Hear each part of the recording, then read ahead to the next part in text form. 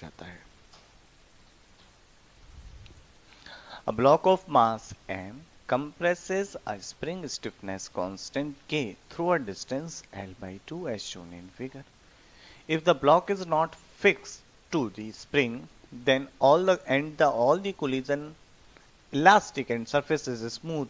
The period of motion of the block is सबसे पहले मैं कहता हूं यहां से यहां तक जो टाइम लिया जा रहा है वो t1 है और यहां से यहां तक जो टाइम लिया जा रहा है वो t2 है।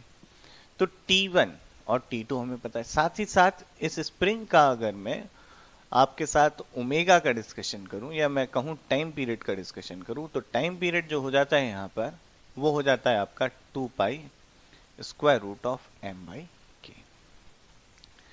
अब देखिए ये अपनी अभी जो है अपने मैक्सिमम एम्पलीट्यूड से चल रहा है और मेन पोजीशन आने में जो टाइम लेगा वो होगा आपका फेज उस समय पाई बाई 2 हो जाता है।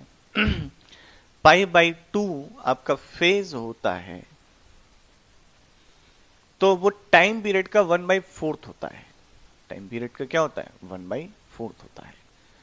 तो आपका जो टाइम लिया गया वो हो जाएगा t/4 that is pi by 2 square root of m by K. ये टाइम पीरियड हो गया।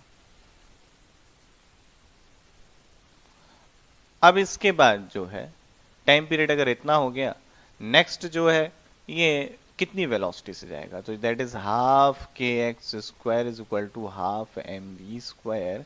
और देखिए हाफ से हाफ कैंसिल गया और v इक्वल टू आ गया आपका square root of k by M. अब ये l डिस्टेंस चलने में कितना टाइम लेगा तो l by V time delta t हो गया जो कि हो गया आपका l और v की वैल्यू है square root of k by M that is l square root of m by k। Delta t इतना हो गया। तो टोटल टाइम जो t1 और t2 लग रहा है t1 प्लस t2 हो गया pi by 2 square root of m by k plus l square root of m by k। तो इसी का हमारे पास यहां पर बच्चों एक पैरामीटर x और मिस हो गया है जिसकी वैल्यू l बाई 2 है। तो यहाँ l बाई 2 आएगा और जब यहाँ l बाई 2 आएगा तो ये आपका l बाई वी करने पर l बाई 2 इधर चला जाएगा और ये हो जाएगा आपका 2। तो यहाँ पर 2 आएगा 2। तो अब ये अपना हो गया। अब यहां से इसी का ट्वाइस हो जाएगा आपका टाइम पीरियड ऑफ ऑसिलेशन कह सकते हैं जिसे हम। तो ये हो गया 2 pi by 2 square root of m by K plus 2 square root of m by के।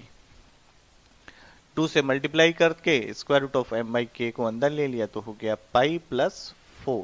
एंड देख लेते हैं कि ऑप्शन कौन सा करेक्ट है।